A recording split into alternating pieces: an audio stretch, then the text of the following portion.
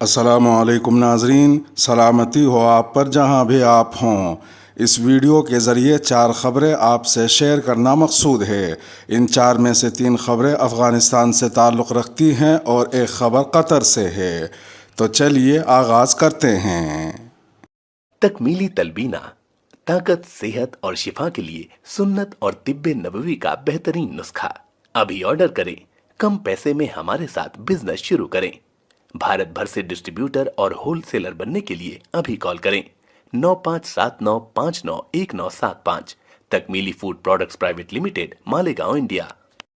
افغانستان میں طالبان انتظامیہ کی جانب سے عوامی جگہوں پر خواتین کو پردہ کرنے کا حکم دینے کے چند روز بعد ٹی وی پر خواتین میزبانوں کے لیے بھی اپنے چہروں کو ڈھانپنے کی ہدایات جاری کی گئی ہیں۔ طالبان کی وزارت امر بالمعروف و نہی عن المنکر کے ترجمان عاکف مہاجر نے خبر رساں ادارے روئٹرز کو بتایا کہ گزشتہ روز ہم میڈیا عہدیداروں سے ملے تھے اور انہوں نے ہمارا مشورہ خوشی سے قبول کر لیا۔ انہوں نے مزید کہا کہ افغان اس اقدام کو پسند کریں گے۔ عاکف مہاجر نے اس اقدام کو مشورہ کہا، ساتھ ہی ٹی وی پر خواتین میزبانوں کے لیے اپنے چہروں کو ڈھانپنے کی حتمی تاریخ 21 مئی بتائی، جس کے بعد اس نئی ضرورت پر عمل درآمد کا آغاز ہوگا۔ انہوں نے کہا کہ ٹی وی پر خواتین میزبان میڈیکل فیس ماسک پہن سکتی ہیں، جیسا کہ کورونا وبا کے دوران بہت دیکھا گیا تھا۔ افغان خبر رساں ادارے خامہ پریس کے مطابق حسب توقع چند بے پردہ اور مغرب نواز خواتین نے اپنی آواز بلند کرتے ہوئے طالبان کے اس حکم کے خلاف رد عمل کا اظہار کیا ہے، تاہم اسلام پسندوں کا ایک بڑا طبقہ اس کی حمایت کر رہا ہے۔ ادھر ایک دوسری خبر میں افغان طالبان کے مخالف سیاسی رہنماؤں نے ترکی میں 17 مئی کو ہونے والے اجلاس میں ایک شورا بنانے پر اتفاق کیا ہے تاکہ موجودہ حالات میں طالبان کے خلاف ایک قوی موقف اپنایا جا سکے اور ایک پلیٹ فارم سے اپنے مشترکہ موقف کا اظہار بھی کیا جا سکے۔ گزشتہ سال اگست میں افغانستان پر طالبان کے کنٹرول کے بعد یہ طالبان کے مخالفین کا سب سے بڑا اجتماع تھا، جس میں تقریباً 40 رہنماؤں نے شرکت کی تھی۔ ترکی میں منعقدہ اس اجتماع میں ہونے والے فیصلوں سے باخبر ایک رہنما کے مطابق اجلاس میں استاد عبدالرب رسول سیاف، مارشل عبدالرشید دوستم، صلاح الدین ربانی، کریم خلیلی، اسماعیل خان، استاد عطا محمد نور، استاد محمد محقق اور احمد ولی مسعود شامل تھے۔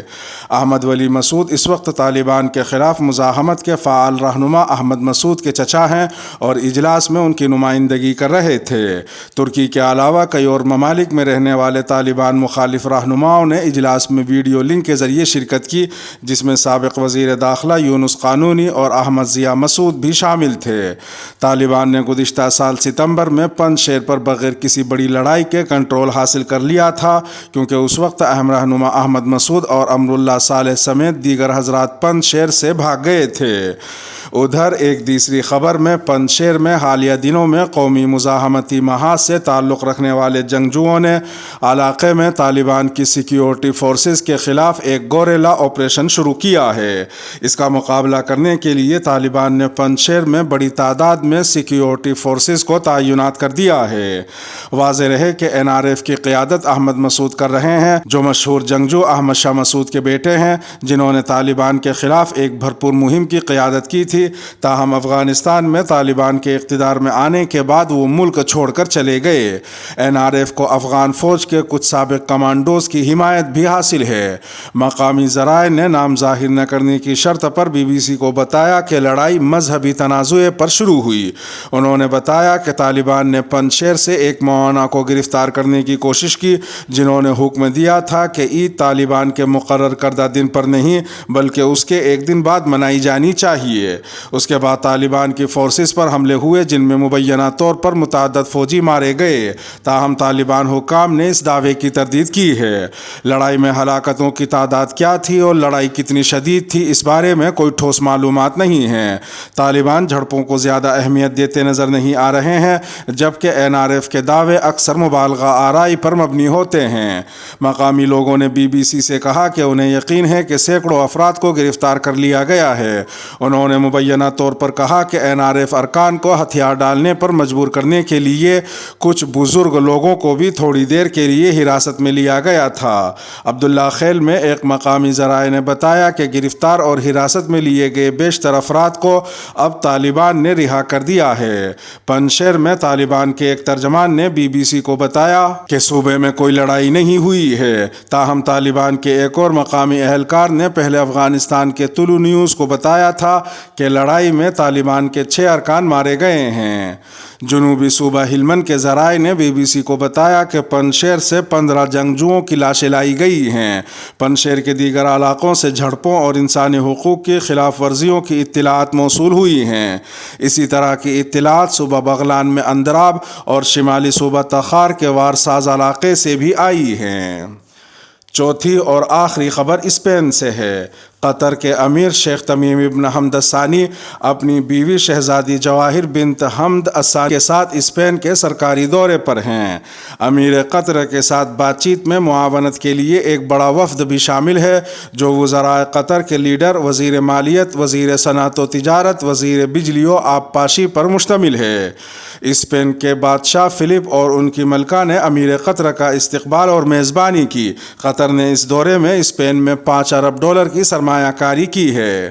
اس خبر میں اہم بات شہزادی جواہر بنت حمد کا قطری تاریخ میں پہلی بار کسی تقریب میں شامل ہونا ہے، جس کو لے کر سوشل میڈیا پر شور مچا ہوا ہے، کیونکہ شہزادی جواہر بنت حمد نے اس دورے میں پردہ و حجاب کو سرے سے اٹھا دیا ہے، جس پر قطر کے سوشل میڈیا پر غم و غصے کا اظہار کیا جا رہا ہے اور اسلام و حجاب کے تناظر میں مختلف تبصرے کیے جا رہے ہیں۔